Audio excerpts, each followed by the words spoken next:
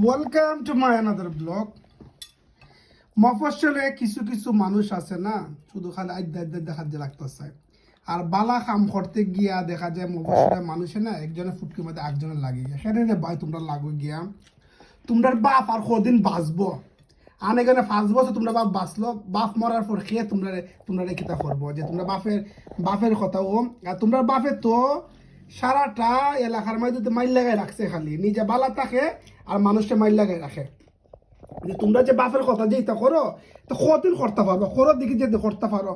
আর আমরাও যখন দৌড়মো না, একবার বালা করে দৌড়মো গিয়ে আমরা রে।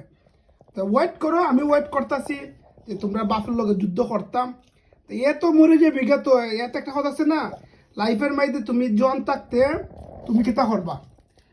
কিতা ইজ্জত কামাইবা, আর বুড়া হাল মরার আগে তুমি বেজ্জত হইয়া মরবা।